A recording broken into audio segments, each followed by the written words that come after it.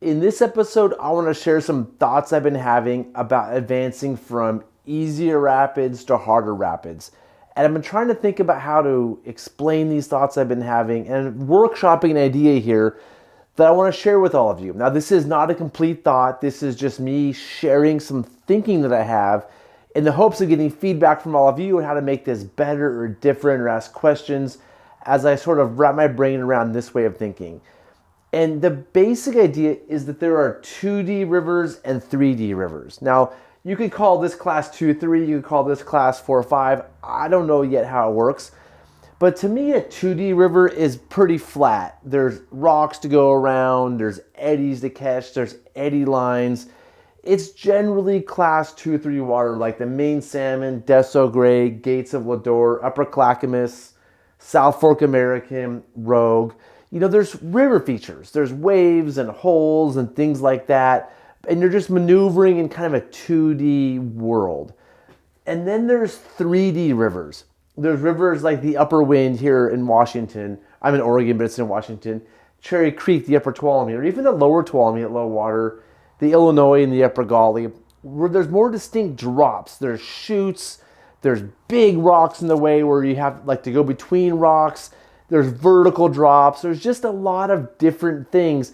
And the skills you learn in 2D boating don't really work that well in 3D boating. And so a lot of people who've done these rivers and want to come here kind of get destroyed sometimes. So they make it down, but they really struggle. And it's because they're missing really important parts of their skill set. And there's what I'm going to call gateway rivers. There's no other name for it right now. These are rivers where your 2D skills will probably work. You're going to do fine, but like you're not going to do great. Where people with this skill set crush these rivers. This is the Middle Fork of the Salmon, especially super low water and super high water. You'll make it down probably, but you'll struggle. Blossom Bar, the Rogue is on this list. Blossom Bar in particular, you can memorize the line and follow it, but it's a 3D type rapid. There's some intricate moves in there that I'm going to call 3D moves. The Lower Gauley, that's an East Coast river I'm thinking of. And then the Selway is an example. At most flows, like the Selway, you can get away with some of these 2D type things, but this is almost a 3D river, but not quite.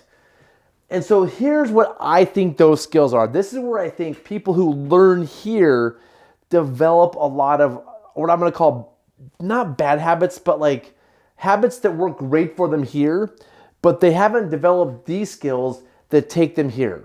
So they'll do fine in the gateway rivers. They'll use those skills, but when they go here, they get kind of crushed and they really struggle. And here's what I think they are. And if you think there's more, please tell me. The first one is oar management, how to manage an oar. Some people pull them across them like this when they go through channels. Some people throw their handles forward. That works here. But for like here, you need to do proper oar management.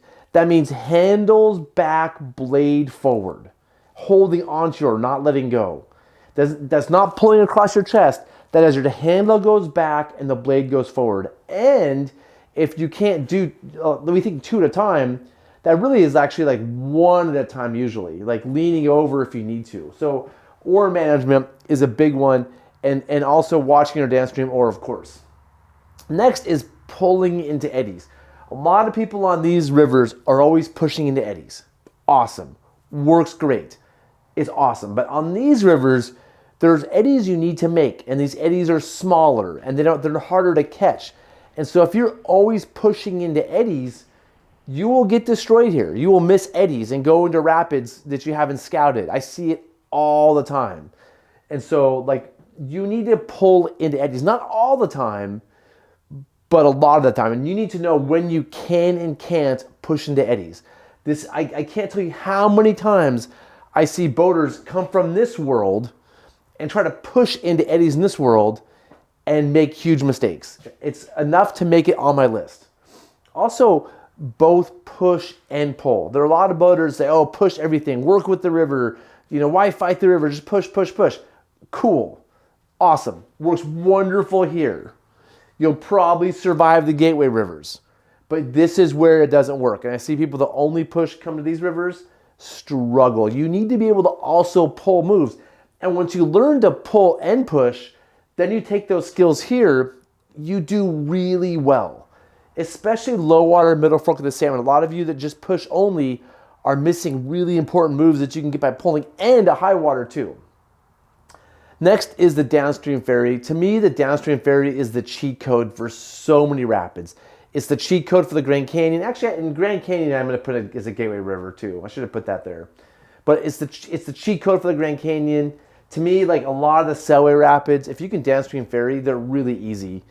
And a lot of these rivers, you need a downstream ferry depending on what you're doing. So this is a technique, and if you don't know what that means, I don't know, Google it. You'll find a video of mine talking about it. This is just such a key skill that you never learn here. You just never need to do it, so why even practice? But if you want to move here, you need to learn it at some point. And the final thing here on my list is just proper oar setup. I get on a lot of oar rigs and I'm just like, how do people row this? And I realize it's because this is all they're doing. Like if your boat's not properly set up, you'll be fine here. You can have the wrong size oar, you can be sitting too tall, you can have some wanky geometry, you can be fine. But and you're gonna struggle here a little bit, but it just doesn't work here. So this means oars the proper length, and I have a whole oar formula that I've talked about in other videos I'm not gonna get into, and not sitting too high. People that sit too high are rowing down here, and then they compensate with longer oar towers, and that requires way longer oars, which are unmanageable. And just a lot of little things in your setup. So having things set up well. So my basic, just to sum all this up, my basic idea with this video, my basic thinking, and again, this is just me workshopping, and this is just something I've been thinking about a lot, that there's a lot of rivers that most of us spend our time on. And we learn skills and we can get down those rivers and we get better. Well, we can take those skills and get down some of these other rivers. We can get down Blossom Bar, we can get down the Middle Fork. We'll get down. We're not going to style it, but we'll get down. It's fine. Those of you that want to push it harder and move up, oh, another great river here is South Fork Salmon, right? If you want to go to this other world, you are going to struggle because you don't have these skills. And unfortunately, we don't practice and learn these things here. We can get some of it here. We practice these things. We should be practicing them here, but we're not.